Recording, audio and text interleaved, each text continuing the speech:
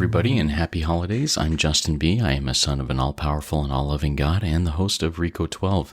Today we have a special recording.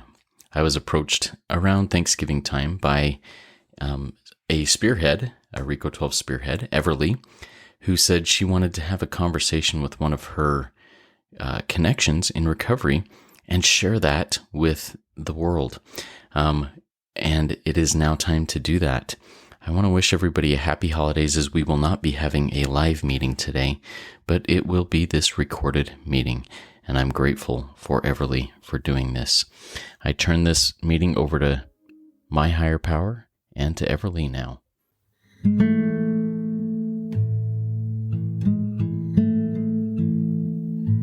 Welcome to RECO12. My name is Evarleigh S., and I'm a spearhead of an all-powerful, ever-loving higher power. I'm a grateful, recovering addict and will be the host of today's recorded podcast. RECO12 is an organization with a mission of learning and sharing the similarities of addictions of all kinds. We come together from all locations, cultures, faiths, and backgrounds with the objective in gaining knowledge, sharing tools, and hope with others that are walking a similar path. Speakers from past episodes have represented a multitude of different fellowships, addictions, and afflictions. We look forward to continuing to add to the diversity from around the globe. Allow me to introduce today's speaker, RECO12 podcast, Ensley from the Kilbourne Steppas Fellowship, to give his unique experience, strength, and hope. Thank you, Ensley, for being here today. And we will start off with the set-aside prayer and then move right into Ensley's experience, strength, and hope on the topic of gratitude, connect, and code from behind the door. Spiritual guide, higher power of my own understanding. Today, help me set aside everything I think I know about you, everything I think I know about myself, everything I think I know about others, and everything I think I know about my own recovery, so I may be open-minded and have a new experience with all of these things. Please help me see the truth. And take it away, Ensley from the Kilbourne Steppas, with your experience, strength, and hope on gratitude, connect, and code from behind the door. I'm Ensley, grateful recovered alcoholic and addict. Chapter 9 in the Hope, Faith and Courage, Volume 2. And it says, when I first come into the rooms of Cocaine Anonymous, I heard someone identify as a grateful addict and alcoholic. For the life of me, I couldn't figure out how anyone could be grateful to be an addict and an alcoholic. I thought perhaps that this person was simply grateful not to be drinking and using anymore. After the meeting, I approached the grateful individual, and he confirmed that he was actually grateful to be an addict and alcoholic. And this was the same kind of journey that I had when I first come into these rooms, because I'd had a life of using, well over 25 years. And the consequences of my using had ended up that the last 9 years of my using was that I would put something in me, I would set off that phenomenon of craving, I would go on my spree, and then I would end up behind prison doors. That is exactly what I done for the last 9 years of my using. And then I would sit behind the prison door, telling myself that delusional thinking that I'm not going to do it again. And then what would happen is, as soon as I got my discharge grant, I would come out. First thing I would do was obsess, go after the dealer, go and get my gear. And then I would go and put something in me, and then just be a spree, set off the phenomenon of craving, just be a spree, and ended up back behind the prison door again. And that was my cycle of using towards the end. I'm so grateful and introduce myself as a grateful recovered alcoholic and addict, because that's not my story today. What I'm about today happened there. It was acceptance. I had to accept and come to terms of accepting that I cannot use drink or drugs safely. I can't put one in me because I've never ever done one. Like, it's always been one into my cycle, and then, consequences. I don't want to live and wallow in that misery of what happened there. And they just got worse and worse. So once I got that acceptance, when I come into the rooms, that's when I got onto my recovery program. It wasn't just a straight, yeah, that's it, I've got it, and come into these rooms and think. I was 11 months clean from behind the door. And then I come out and I spent 30 days coming into these rooms, never got a sponsor, never went through a step, that ego, the pride. I picked up my 1-year key ring. And I could see, when I look back on it now, I could see people were looking at me and they were thinking, you know what, he's not going to stick around. He ain't going to last. He needs to get a sponsor. I can see it all now quite clearly. But at the time when you're in it, you don't see these things. And people were giving me guidance. They're giving me suggestions. But my ego and my pride, I'm not listening. I've got my 1-year key ring. I'm crip walking as I pick it up. 1 week later, I have to humble myself and pick up my 1-day chip. And then a guy with 25 years experience come and he said, why don't you actually take this seriously, get a sponsor and go through the steps? And I had to humble myself because I had to have that acceptance that I didn't want to go back to that life. This guy was right. I've messed everything up that I had tried to do for the last 11 months and 30 days in the real world in that instant that I've gone and picked up. And everything that I'd promised and said, and that delusional lie that I've told myself I'm not going to do it again, I was just about to go and do it all again and end up with the same consequences, but I didn't. These meetings stopped me. Yeah, the fellowship stopped me. I picked up the phone in the madness after my lapse at a year, and instead of me phoning a dealer, I phoned somebody from the fellowship. They met me for a coffee, and that was what brought me back to the meeting rather than me getting to go on my spree, because I'd already started and I was off and running, so I'm grateful. The book says, if a man has a desire, and I don't quote me word for word because I'm not a bookologist. I'm really not. I live this. I'm not a bookologist. I'm not perfect at telling you this page and that and this chapter and this section and all of that. But I know I do this. I work this program to the best of my ability and I practice it in all of my affairs. I've had to build my life around that way.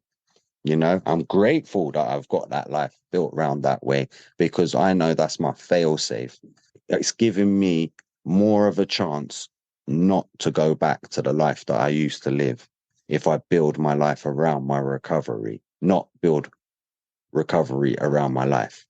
Basically, I put this first because then everything else falls in place. If I put everything else first, I know that throws me out of the triangle. That's just my personal experience. It took me a year to go through my steps with my sponsor because I sat down, I humbled myself. I listened to others as they were sharing their experiences in the meetings. I was so broken and I was surrendered. Like I didn't speak for a whole year. One of those ones there, the Zoom wasn't around. I was going to face-to-face meetings and I wasn't speaking and I wasn't sharing back, but I had a sponsor and I was actively working my steps. I put in the actions to work my steps, and anytime he said, oh, are you coming over? I was there. I was on time, listened. And he said, we're going to do book work. I'd done my book work, He said, we're going to go through this step today. I went through that step today. Do you see what I mean? That's exactly how it was. So grateful for my sponsor. I still have the same sponsor as when I first come in. If it's not broke, I'm not trying to fix it. I'm not trying to change something that for me is actively working. Was, when I do my gratitude list, when I was going through my first year, was thankful for God because once I was clean, I'd always had the God connection. I was raised as a Catholic altar boy. I used to carry the candle. I used to go to church voluntarily. No one forced me on a Sunday. I was one of those children. And, from when I actually look back from like 13, 14 years old, it's from when I stopped going to church that my life kind of turned around. Now that I look back on it. At the time, it was just a few little incidents that had happened, me thinking, oh, God doesn't want me to come to the church anymore. And then me hanging around on streets and getting to know different people instead of hanging around with the church and nourishing things that you should be doing as a child. Yeah, that's when my life kind of like spiraling. When I look on it now, look at the karma. I've come back around. I'm back into churches. I'm back into spiritualism. These ones. And the book tells you 5 times in chapter 12, working with others. This is not a religious program. It's a spiritual program defined to one religion. It's got nothing to do with religion. It's to do with spiritualism. And I believe I live my life in the best spiritual way that I can. Not perfect, far from it. Trust me. But that's why I pronounce myself as recovered, grateful, alcoholic and addict, because at the end of the day, I've got the tools to manage, and I've got the book, and I've got my fellowship, and I actively work my steps on a daily basis, because it doesn't matter how much clean time you've got. I'm 5.5 years and I'm really grateful for it. But I've seen people with 10 years, they've gone. I've seen people with 2 days, they've gone. And I know that no one is really, really safe if you're not working your program. If you're not staying on top of stuff, you're not going to be safe in this fellowship. You need to be working it, and you need to understand that it doesn't go away. The spiritual malady, the book tells you these things. You think it is maybe chapter 11, chapter 12, but it tells you about, I do work. It tells you, it says, we found our way back into work. And my gratitude list is like, my first one is thankful for God.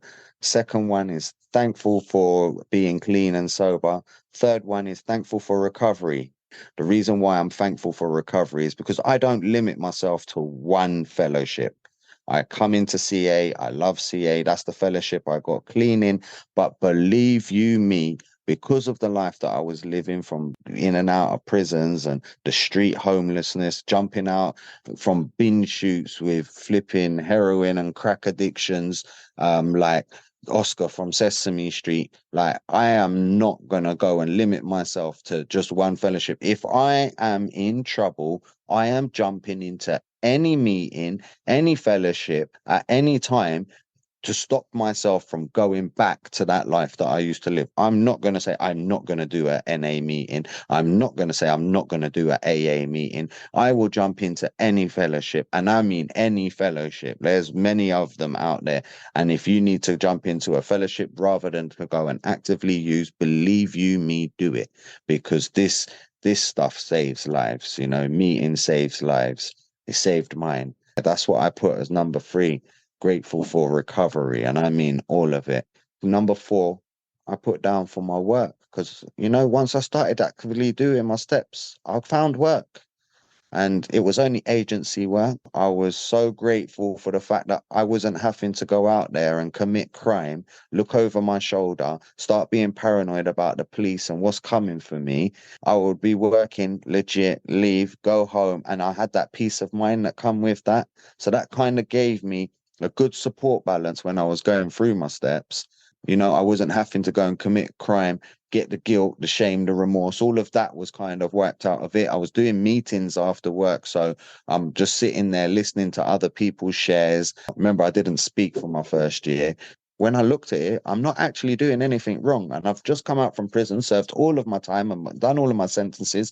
I'm not on no probation or anything like that. So at the end of the day, I'm living my life in the best way that I can, dealing with the circumstances that I have. And this is for the last 30 years of my using. I'm actively working my steps, trying to clear that and understand myself, coming to terms with accepting how my life is going to have to be now. I will go to work, I will go to meetings, I will then go home, and I'm not going out afterwards. Before, I'd be leaving the house at 11 o'clock.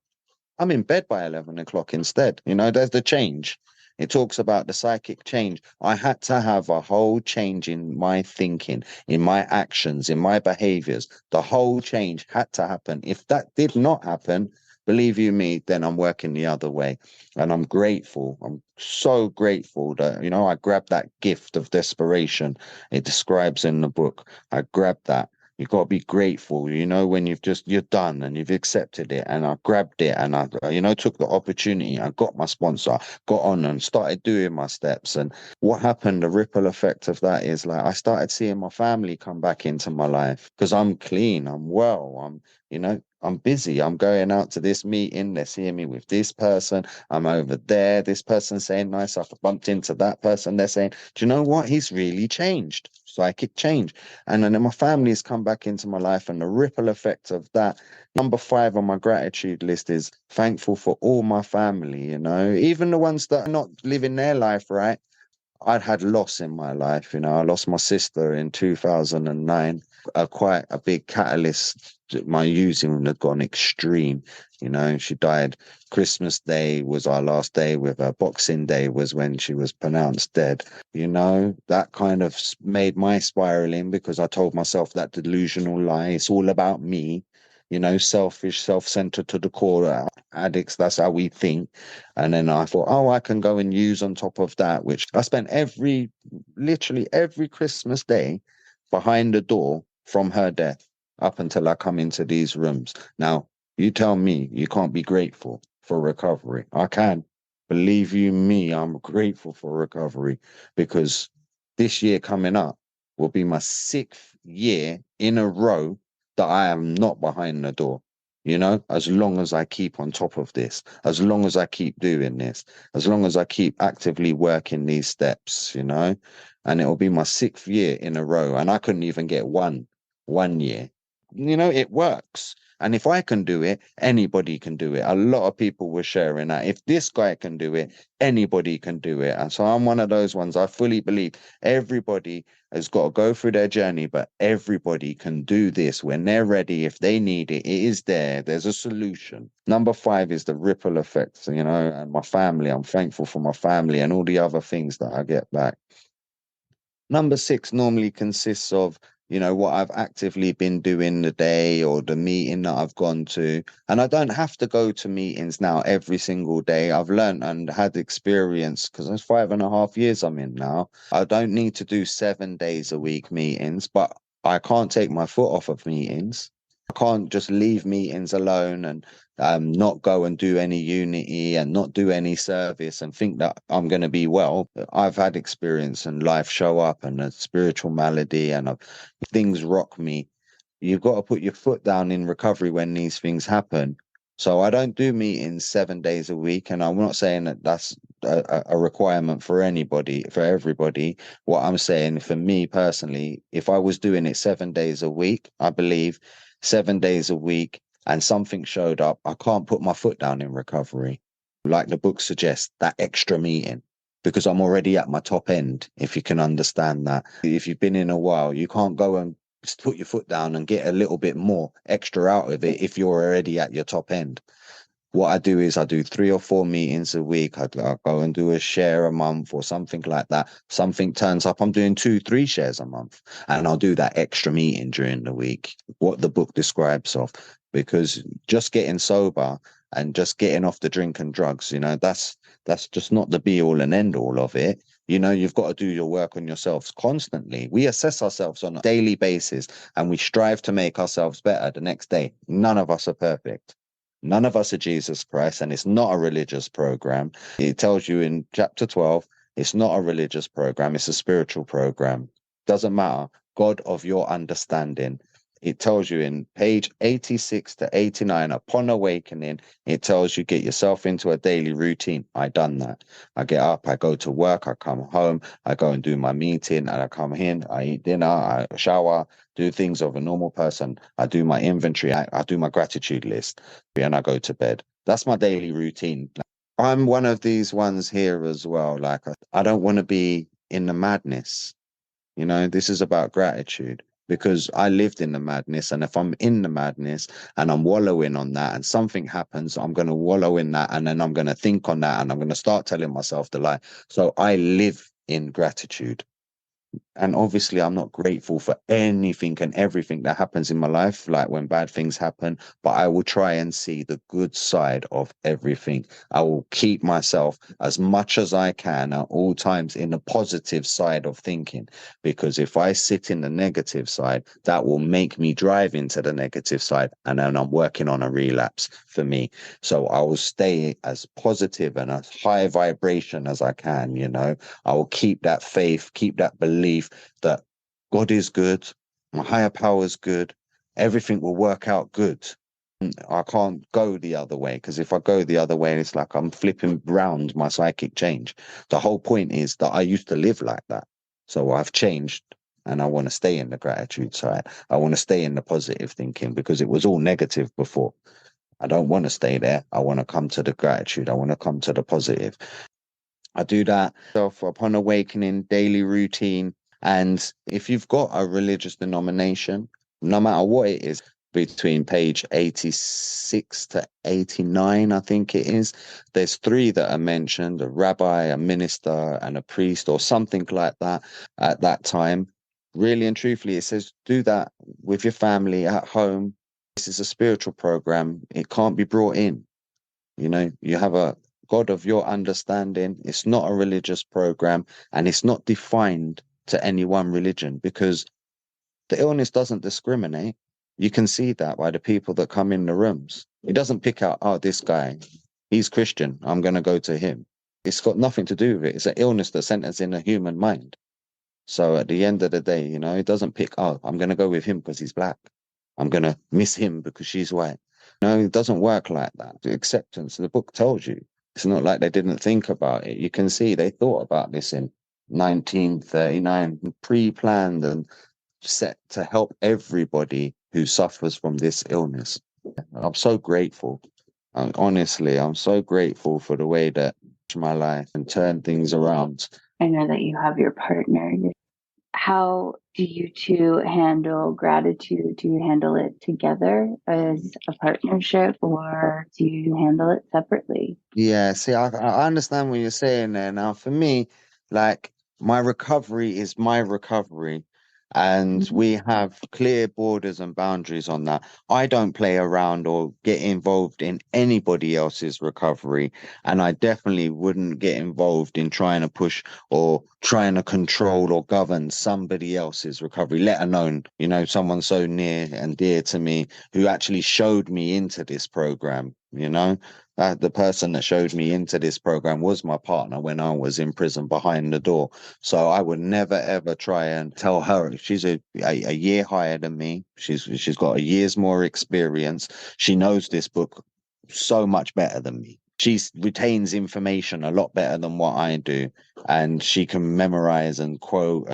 She'll know certain chapters by the page and the page number and certain quotes and whatnot. Whereas I'm not like that. I'm just not one of those individuals. I write rhymes and things, so I don't try to memorize script. She's book efficient than what I am.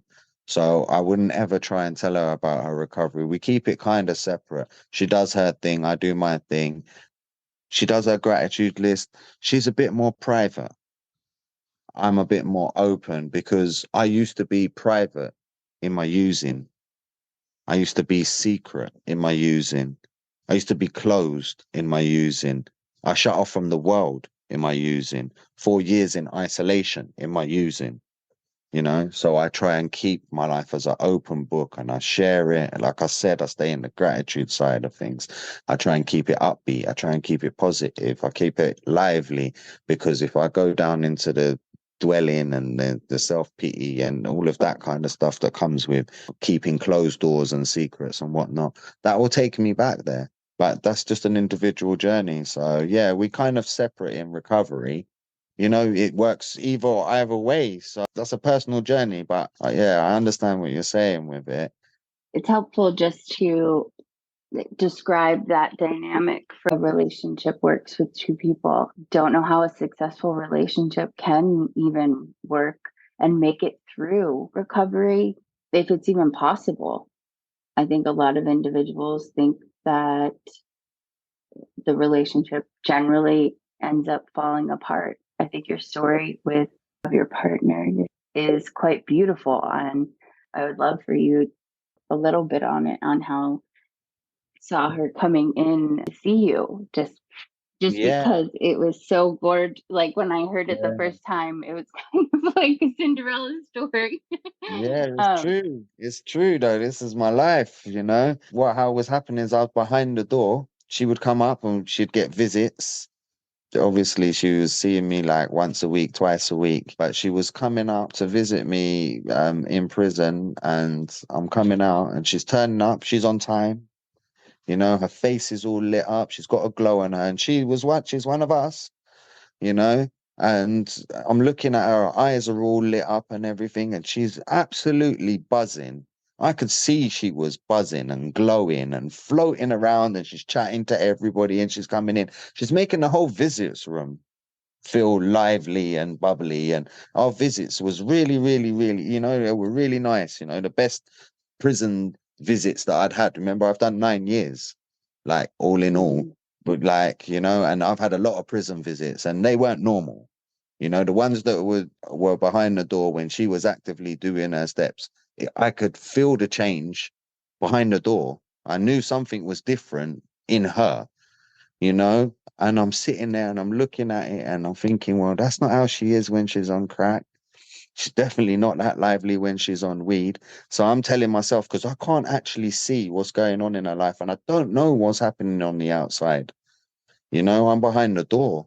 That wall that they've got for the prison, it gives you that isolation from the world and everything and outside issues.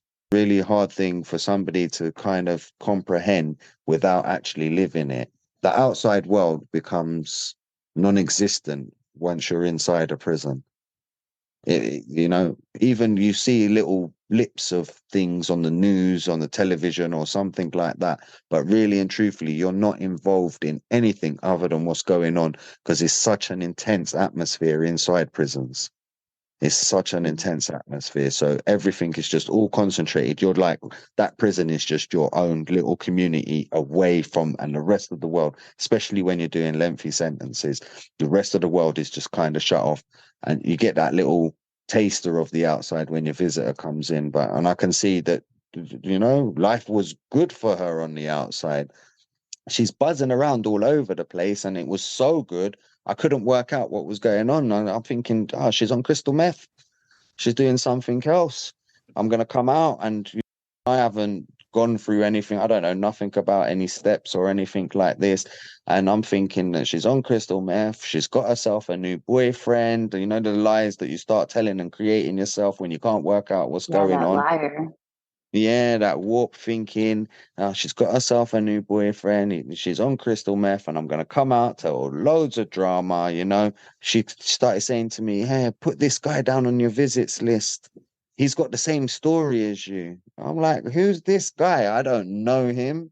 Do you know what I mean? I'm going to put him down on my visits list, but you have to have that trust and that honesty with each other. So we had it out and talked on the visit, and it was like, this guy's a good guy. He's going to help you out. And, he's somebody that he'll be able to guide you through. And she was saying, and I can hear her saying all of these words because I haven't had a book and because I don't know about the steps or anything like that. She was working her 12th step.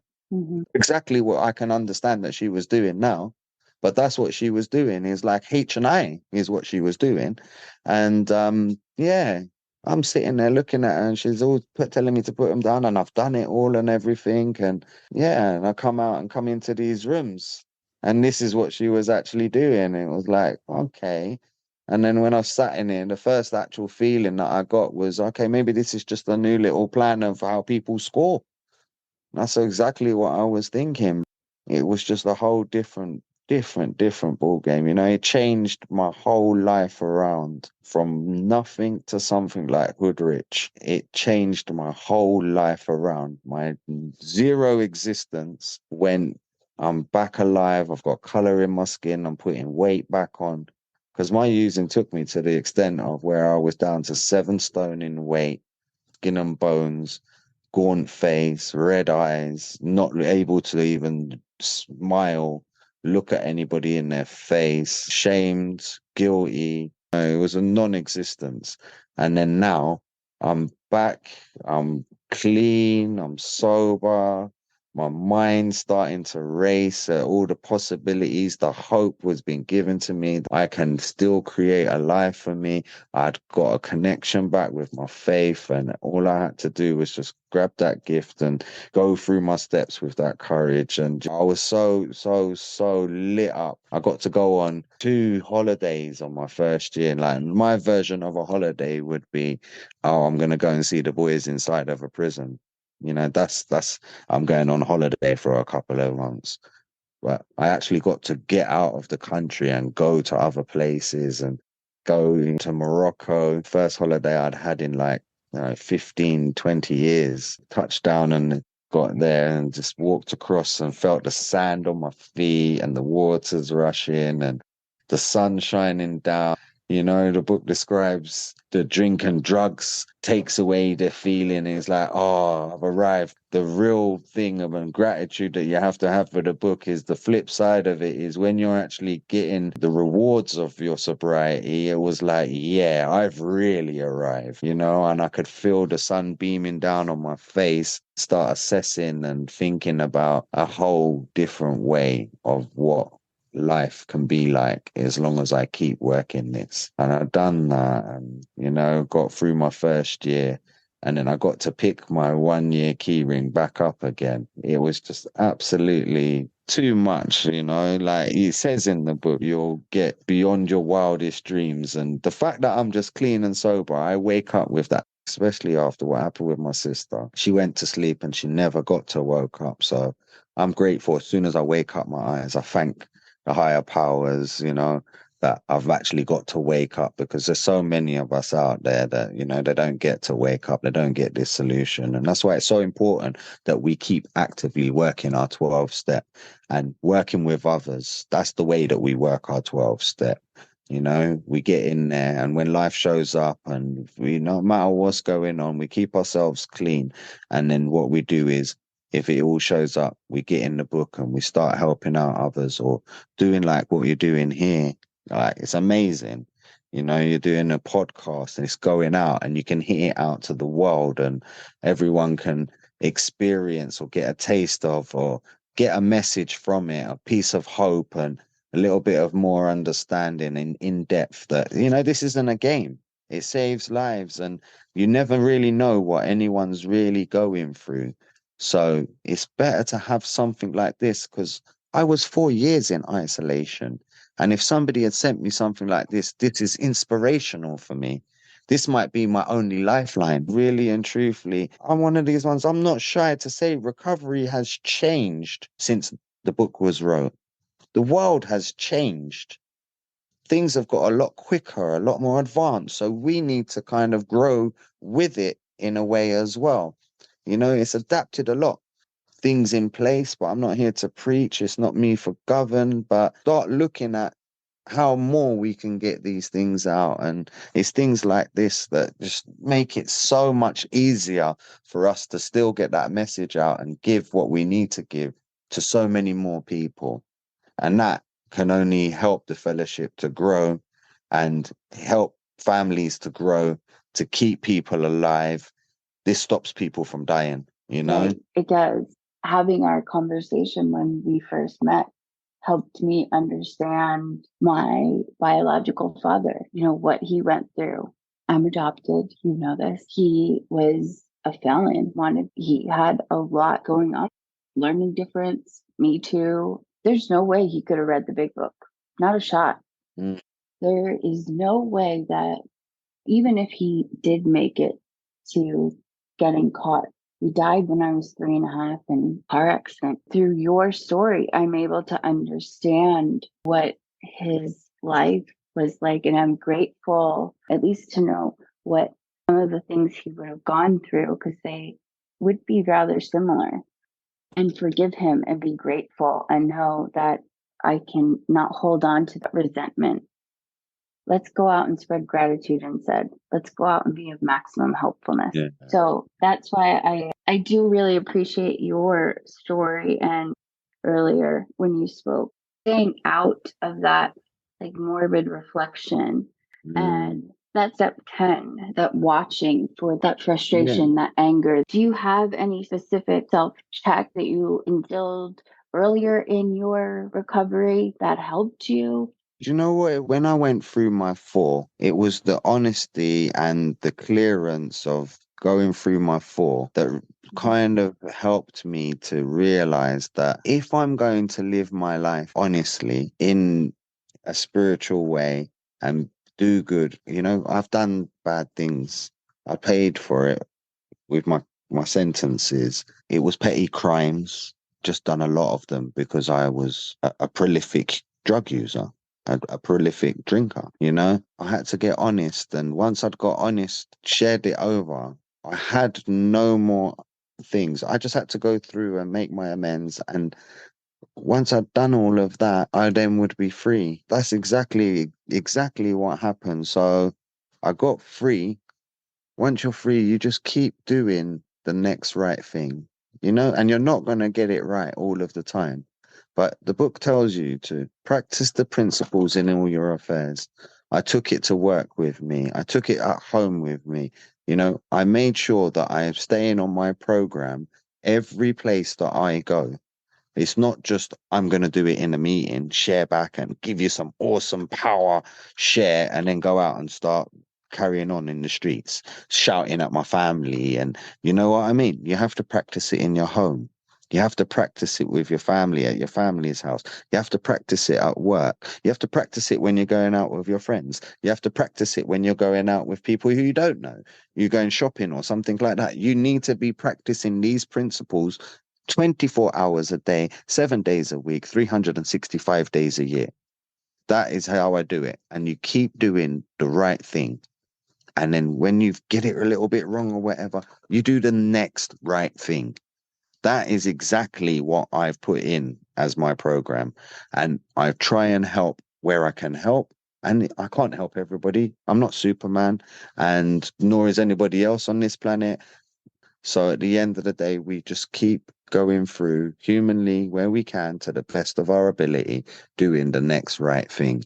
And that's exactly what I do with my 10 and my 11. And, I get to live that life in 12. Yeah, the spiritual principles, the awareness of the humility to understand that I don't want my life to go back the way it is, and the honesty, one of the main things, but love. You just keep giving love. Like somebody's coming at you with something that's not love, just keep it moving. You're not involved in that anymore. That's exactly the acceptance around that. I'm not involved in that hatred. If you're not working love, you're working hatred. I don't want to work hatred. Let me work in the side of love.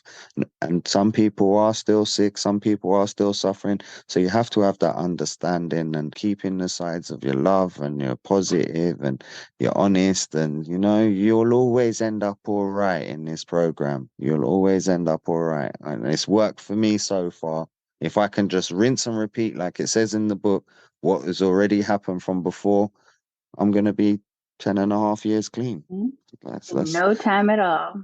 in no time at all, because the 5.5 years has flown by. Like it really has. It has absolutely flown by. And when I say flown by, I mean I've been on so many planes. Like it's not a joke. It is really. Oh, just to let everyone know, Ensley sent me a photo from his vacation, the sunset, to picture that. And then not so long ago that he was incarcerated, where it gave me chills to think that those are the two options between sobriety versus the Active addiction. calamity, the active addiction. And there's a part in the big book that it talks about, half measures avail us nothing. We stood at this turning point, and that turning point is the chaos versus the serenity, the right and the left, the dark versus the light, the choices that we make. Are we going to go towards that grouch, brainstorm, or are we going to go towards the spirit of the sunlight and follow this program to the utmost open and honest ability that we can, even though it's hard, even though it's difficult? And that's really what brought to my attention. Do give your sponsor honest. And I was actually at bookwork doing while I'm on the Zoom on my home group, Kilburn Steppers. But yeah, I gave him some guidance, and the main guidance that I give is making sure that you stay in the side of gratitude. Like that is the main guidance, and reaching out and helping others, because I do that on an active basis every single day. I do it either by making a call over to somebody, just checking in on them, or sending a little message through WhatsApp, or going around and actively going to see them, look in their face and make sure that they're all right. Especially if I know that there's somebody in here and they're new in or whatever, I actively go and I make sure. I reached out to 1,100 people, and it didn't just I've reached out to them and I've managed to help them. It actually helped me by doing that, because when you've got stuff going on, The book, it says, reach out, get involved, extra meeting, help others. You know, it actually says in there to help others. And that is the way that I've actually got through the struggles in my life. I haven't had to use on it. So that's the kind of advice that I give to my sponsees is if you do struggle, because I'm not going to be able to save you, you got to have your connection with your higher power. But even that, you're still going to need to reach out and actively get involved with people in the book, and going through the steps is what it tells you to do, as in to keep clean. Just keep on top of your program is probably the best, and base your recovery program to make your life, not make your life and then put recovery in it. You know, make your life around your recovery and make sure that you've got yourself in that safe circle. Keep yourself in that balance, unity, service, and recovery. That's probably the best thing that I can suggest, because it's not easy. It's possible. That Ensley does ask how people are doing, just to check in. Yeah. Put his actions behind it. And I think that's also another thing, like the action. It's not just writing it down. It's easy to write it down on paper, but are we putting action to it? Yeah. It's the action, like even if you don't want to, in step 6 and 7, if you don't feel like answering the phone, when the phone is extremely heavy, we pick it up anyways, and that's where the gratitude ends up happening. It's usually when we don't want to do something the most is when we should be doing it. Yeah. And it takes you out of self. You know, I've had few life experiences. I'm not actually shy to share to people. You know, this has been one of my worst years of my life, not just of recovery, but of my actual life. I'm still grateful. I'm still clean. I'm so grateful. I'm still clean. But the way that I actually got through it, the solution of how I got through this year and stayed clean was because I was actively going to meetings, in the book, helping others, doing my service, doing my unity, doing my recovery. That is how I got through everything that was going on. You know, there's no other way around it. And it's given me so much growth and so much more experience. And it's given me so much more gratitude, because it's made me understand if I don't do these things, I am going to end up, because the obsessive thoughts didn't come in, but my behavior started acting out. You know, I had to address a few issues within myself. I had to get myself into a spiritually fit place. But God's not going to go to work for me. God's not going to go and actively go and pick up the phone and phone somebody else for me if I've got something on my mind. So you have to put in these actions. You can't turn around and give the talk. And I never understood when people used to say, oh, giving it the lip service. Well, giving it the lip service is going into a meeting, sharing back a message to everybody in the meeting, but you're not actively working it outside of the meeting. To me, that's lip service. You know, you have to actually be working these steps throughout all of your affairs, all of them. That's even on a WhatsApp group to me, because I'm one of those ones. Like, if you're going to take it in all of your affairs, or if you're jumping on a WhatsApp group, or if you're sitting around at your family's house, that's still one of your affairs. So you still have to work your 12, and you still have to be actively working your program. And that's the way to stay clean. And doing that in thing that's kept me away from behind that door and to the beautiful beaches and the nice, quiet life that I have today. And I have a very, very simple life. It's absolutely amazing, the life that I have, but it's very, very simple. If I say I'm going to do something, like I said, I'm going to be here. You know, I'm going to be here. If I say that I'm going to go over and I'm going to see my children, I'm going over to see them. If I say I'm going to put this money into that account, I'm doing it. If I say I'm going to be speaking to this friend and we're going to go out for dinner, it's done. I have actively had to think about how I plan my day and how I go about making sure that I stay clean and sober during that day. So everything is, you know, done in a nice, calm fashion. Because anytime it gets erratic and chaotic, it comes away from that serenity that you was describing, and it causes that calamity. I don't need no more calamity. I just want the good stuff. Completely understandable. Totally resonate with it. As addicts, that part of us, when we get on that spiritually fit side, I can always tell when things are going a little sideways. My mom has told me this since I was a little kid. Mhm.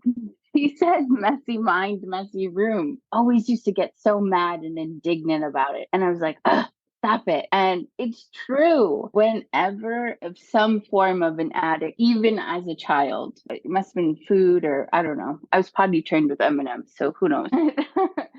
But whenever my space gets very messy and chaotic, that's when things go awry for me. You can tell I'm like ripping things apart, and so I have to have this system in place, otherwise chaos ensues and it just starts to avalanche everywhere, and it only gets worse until I pause, count my blessings. I struggle with sleep, and I found it very helpful to say my gratitude as I'm falling asleep. It keeps my mind from drifting off into those negative thoughts that keep me awake. And this is something because of my lap reasons why I do my gratitude list at night time. Because if I sit there and I do the inventory, sometimes I can look at myself and smash myself to pieces, and it will make me dwell on that for the evening while I'm going to sleep, because I do that, last thing at night. We retire to bed, we done our inventory.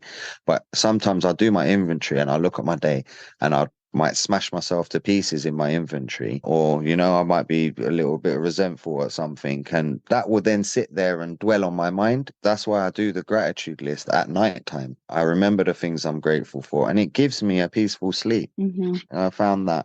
And also because if you get up first thing in the morning and you do your gratitude list first thing in the morning, the rest of that day is like anything that you was grateful for that day, that's not going to be in your list. It's like my daily diary of my joy of my recovery. When do you do your inventory then? I'll do it at night time, but I'll always go to sleep on my gratitude list. For the lapse, I was doing it during the day. But then what happened is I lapsed. I done my gratitude list in the morning and I've lapsed Mm-hmm. later on that day. And I've gone to a meeting and picked up my 1 day key ring after doing my gratitude list for being a year clean. Kind of humbles you. You have to learn, you have to learn from that experience. Do you see what I mean? If I didn't learn from that, then really and truthfully, I've done my gratitude list, gone out, used on the day, and then gone to a meeting at nighttime and picked up my 1 day key ring. So, Ensley, just do your gratitude list, get through the day. Be thankful you got through the day. Give thanks that you've actually got through that day. You do your prayers and things in the morning, your meditation, you keep yourself to your daily routine, you go to work, you come home, you have your dinner. You have your dinner. Give thanks. Like that wouldn't be in my gratitude list because I'd be doing it in the morning. What am I going to do? Give thanks for my breakfast and then that's it. I'm not going to have no lunch and dinner for the rest of the day. No. Give thanks at night time before you retire, before you go to sleep. Be grateful you get to put your head down on the pillow. Get up in the morning. I always give it up in my head. Thank you for waking me up in the morning. That's a standard. That's a given. Get through the day. Give thanks at night time for everything that you've done during that day. The big book does say these are the steps we took, which are suggested as a program of recovery. So when I was going through my steps, my sponsor, I spoke to him about the inventory and my sleeping struggles. My sleeping struggles I've had for a really long time. If it takes 3 hours for me to fall asleep and I'm tossing and turning like a flopping fish and doing my inventory right before bed, continues that. He said it's okay for me to do it a little bit earlier on the couch. And just note that the next time I do it, I'm doing it from that 24 hours from the last time I did it.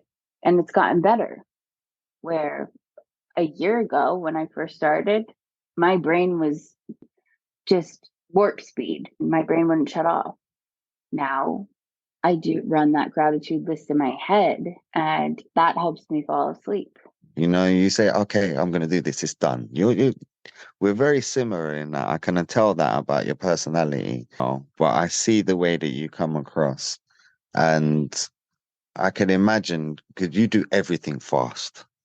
You're very efficient and your characteristics already. If somebody says something, you're quite honest and you're going to do it. Others will talk a good game, and I can see that that's what you do. You know, if you say it's going to get done, it'll get done. If you're doing that and you're intensely doing your inventory at nighttime, you're actually really doing your inventory. You're really assessing yourself, and you're going to go hard on yourself, which is what my sponsor said about me. I went hard on myself. So I had to look at my attributes, not just look at my defects. Right. And that's what my sponsor said as well. You know, remember not to beat yourself to a pulp. Remember not to do this to a point where you're smashing yourself back to the madness. Right.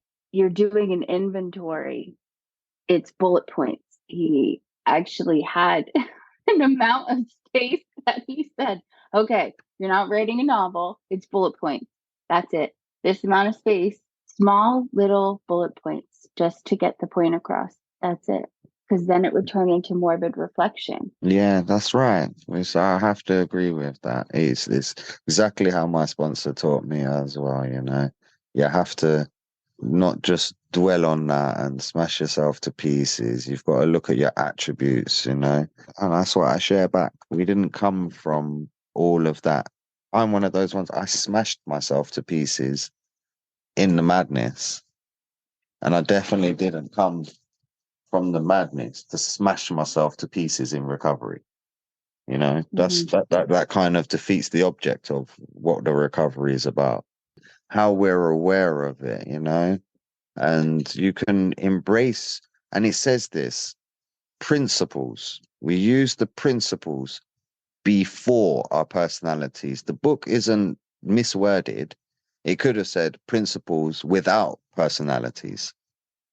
That's why it's such a beautiful book, because the words, and I've got the original, you know, I was gifted the original manuscript when they've done all of their crossings and things like that, taken out this segment and put in this little bit rather than that, but they've got all of the workings out. And I've got the original manuscript for this book. You know, it was designed as a way of helping others and people being able to maintain substantial sobriety, permanent sobriety, a way of life. That's exactly what it was designed for. It wasn't stupid people that sat down and wrote this book, you know? They were clever people. They knew that what they were doing. And whether they knew that how many people it was going to, you look how many meetings and fellowships and the growth that it's had from where it started. You know, if you looked at it on a business scale, you know, it's doing well.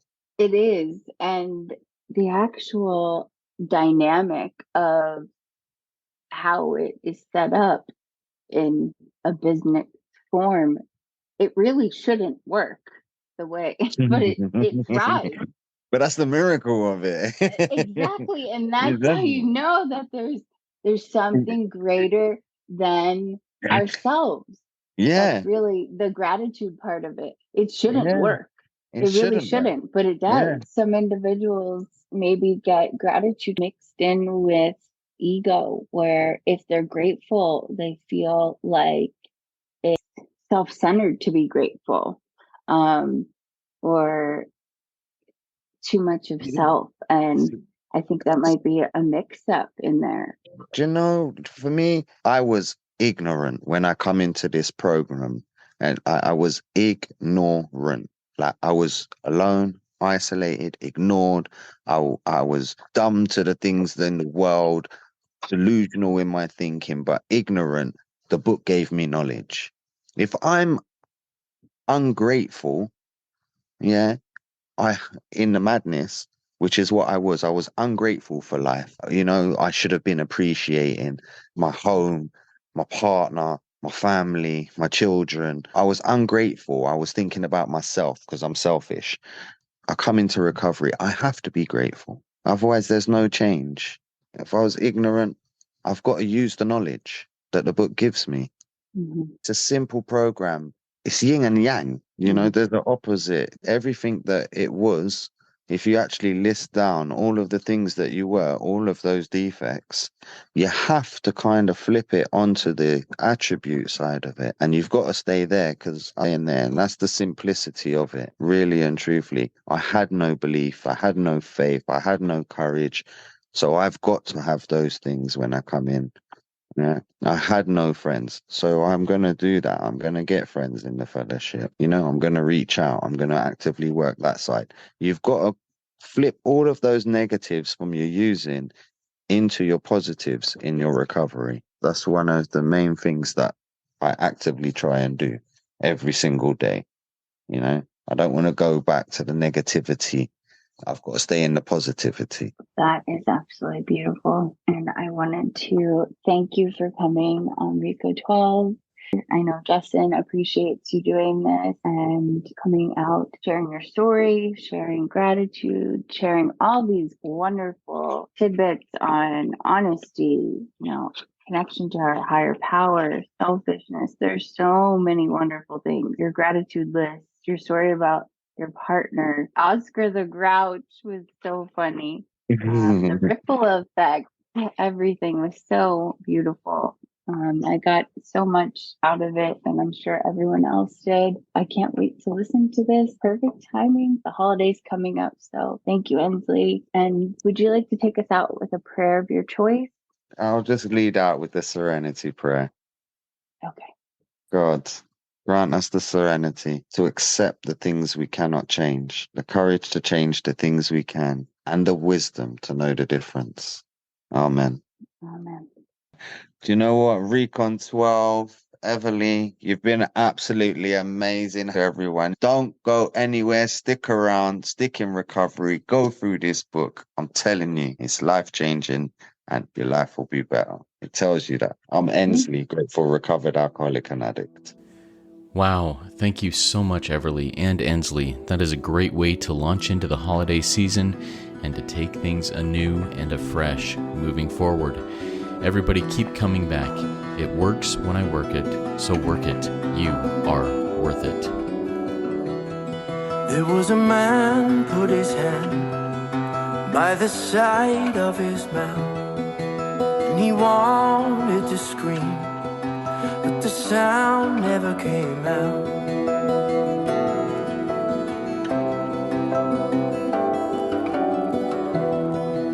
So he reached for the bottle to wash the pain away, 'cause what he wanted so badly was to live a different way. And all of his problems and all of his pain filled up the puddle and rose with the rain. His ship kept on sinking to the bottom of the lake.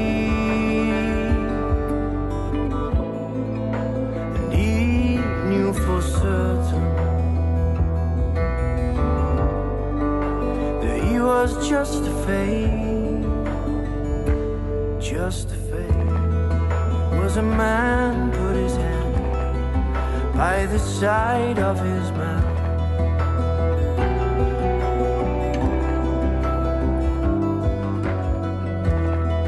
and he wanted to share, but only lies ever came out.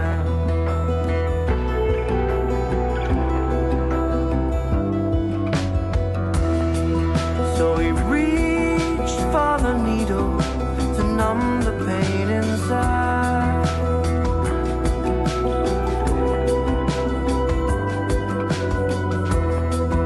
and the truth that he yearned for shriveled up and died.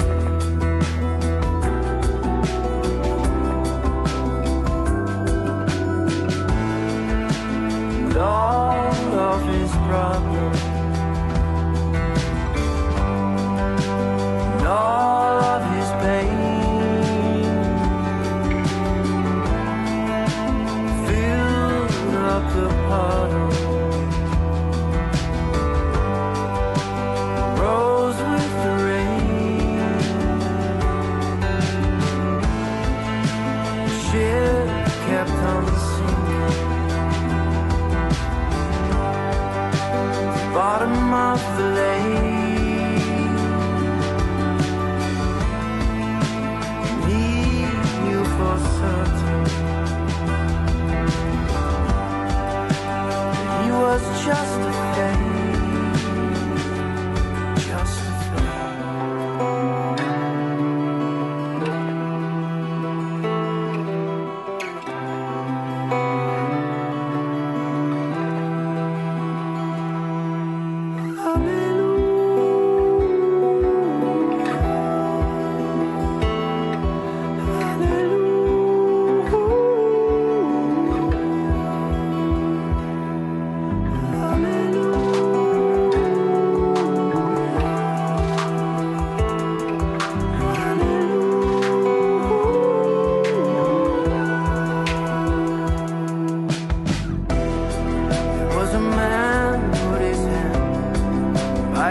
side of his mouth as he read from the book, only truth spilled out.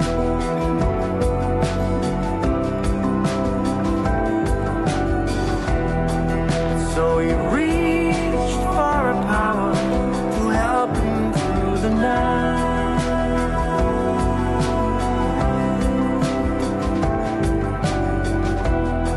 'Cause what lives in the darkness dies in the light.